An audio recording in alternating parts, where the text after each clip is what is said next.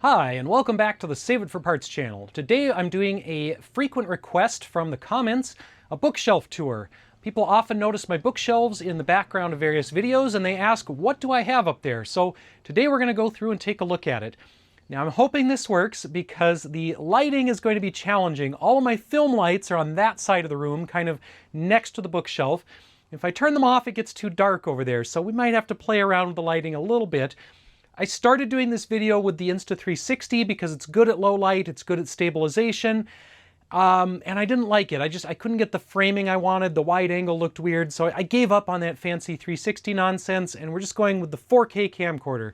I also wanted to do some cleanup on the bookshelves because there's stuff just piled up everywhere. It's dusty, it hasn't been organized for a few months, but you know what? I'm in a hurry and I've already tried to start this video like 8 times, so we're just going to rush into it. I'm going to go ahead and show you the bookshelves, dust and all.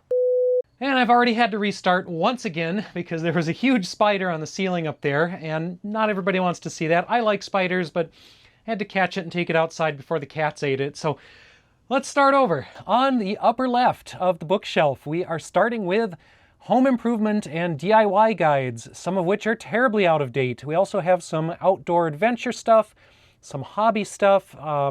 We do have some ham radio books, although again, they are very out of date. Many of these are just from garage sales or estate sales, so they're not necessarily the latest and greatest reference material. I have some other hobby stuff from my sailing days, my scuba diving days, neither of which I've done for a number of years. We have some other outdated guides like World Almanac from 1960. We have underground books. We've got exploring stuff here, caving, underground tunnels, Paris catacombs. I'm sorry if I'm moving too quickly here, but I do have a lot of books and this camera is kind of heavy, so I'm not going to spend all day moving along here, but I'll just give you some of the highlights. We've got some more outdoor adventure stuff, wilderness canoeing, ghost towns. We've got shipwrecks. We've got industrial archaeology. These are all very interesting ones that I like, but again, they're not necessarily light reading. I guess the ghost town ones can be. Those are fun. Let's see, we're moving into geology. I've got a couple geology books. I do not consider myself a geologist. I don't know much about geology, but it's always fun.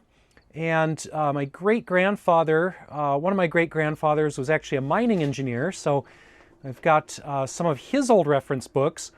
These are fun to look through. They're not super applicable to modern mining like out at Sandland because they tell you how many mules to use to haul your ore, and they basically say to solve every problem with more dynamite. So a little bit outdated there.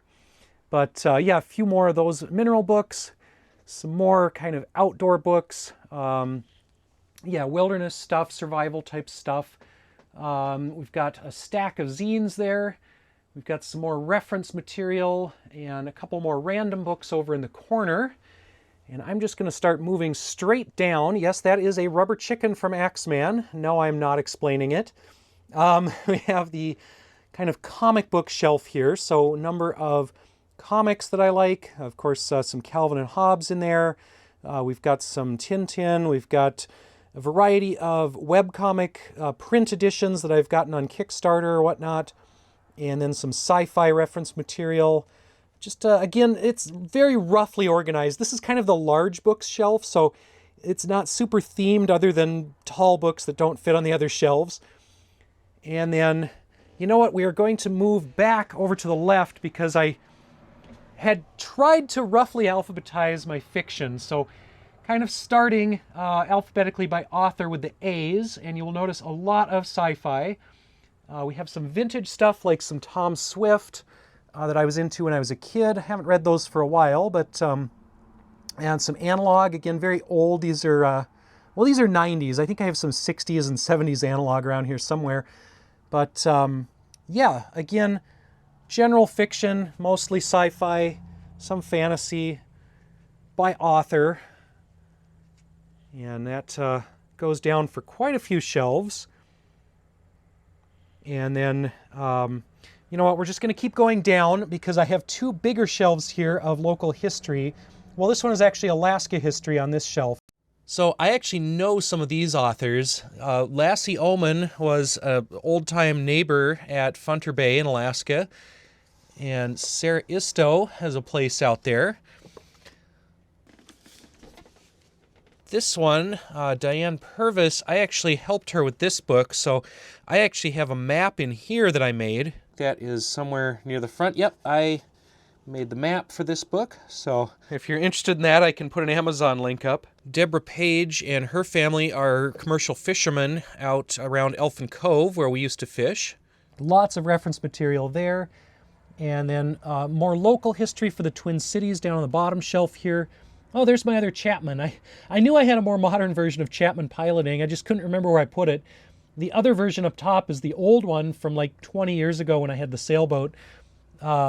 Anyway, Twin Cities history, Alaska history, and we're going to, well, let's see. These are some that I haven't read yet that I'm kind of working on. Newer books that I haven't gotten around to yet. We have Cat Storage on the middle. We have jumping back into the alphabetical system. Yes, these could be laid out better. I kind of jumped from one side to the other like this without going all the way down the shelf, but that's just the way it ended up being organized with the size of things and kind of weight and balance issues, because books like this weigh a lot more than the little ones, and I kind of didn't want to put all of the big books on one shelf. Anyway, we're continuing with the alphabetical sci-fi, fantasy, general fiction. You'll notice I do tend to have a lot by certain authors. When I find an author I like, I go and buy a bunch more of their stuff. Or maybe it's a series like these, or some of the Niven Pornell stuff. And then, yeah, you'll see some more series and or for books from the same author. Lots of Terry Pratchett. I think I've read just about every Terry Pratchett. I don't necessarily own all of them at the moment. When I moved from Alaska, I probably had just as many books here that I either left there or donated to the used bookstore. So, yeah, I've definitely not kept up with my collection completely. We have some Arthur Ransom, Swallows and Amazons. That was a great series when I was a kid. I loved those.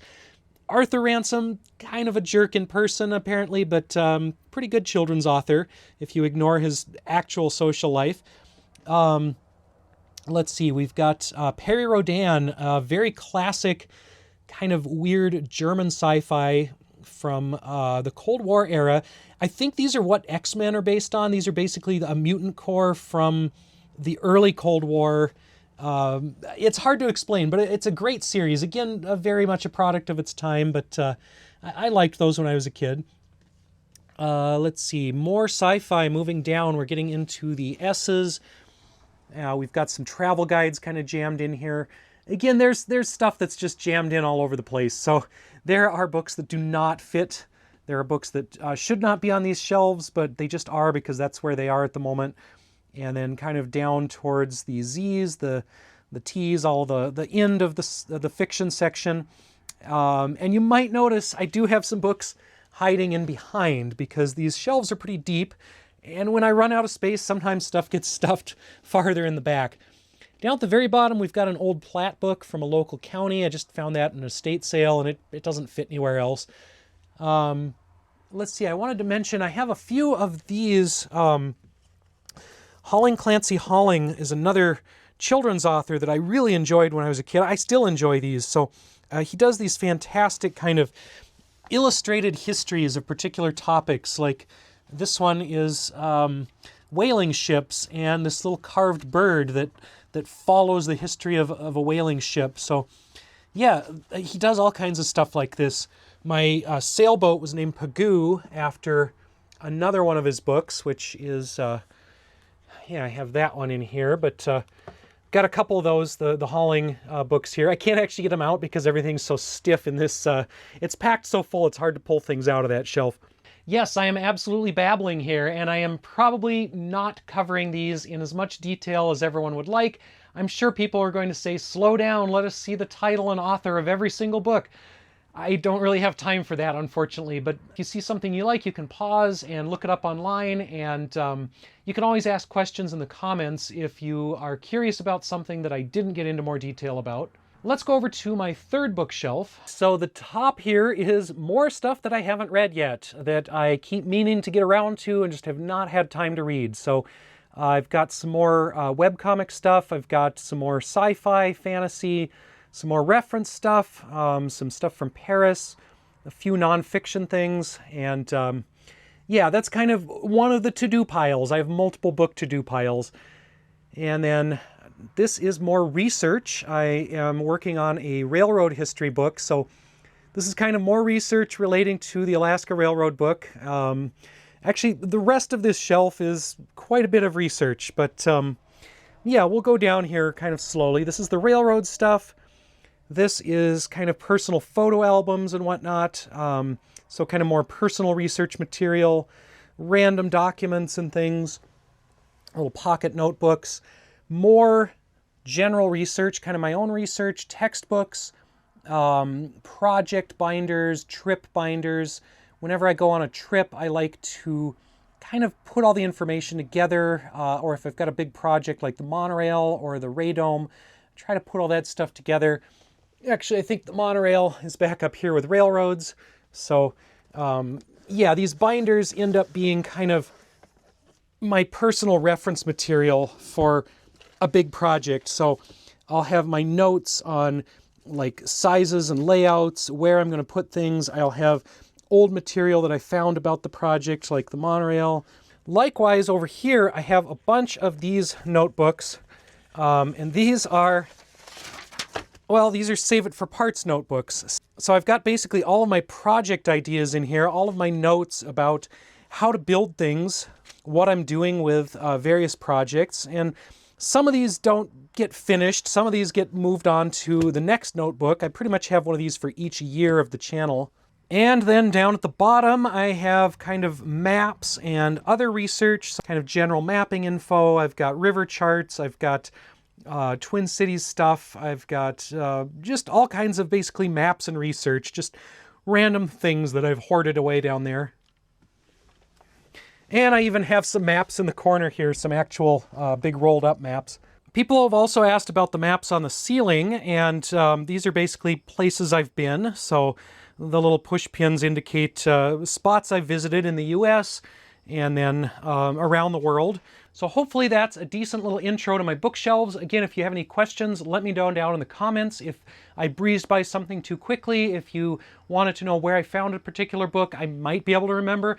Like I said, a lot of these came from garage sales, estate sales. People have given me stuff, so I don't always remember where I got all of these, but for a lot of them I could probably remember something about them.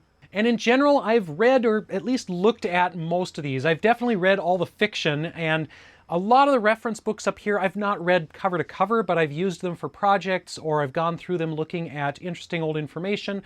So yeah, these are all books that I have found useful in some way or another. So thank you to the folks in the comments who keep asking for a video like this. You definitely inspired me to finally get around to doing it. Thank you to all of my Patreon supporters who help out with the channel and help me afford things like books at thrift stores and garage sales. And finally, thank you to everyone for watching, and we'll see you next time.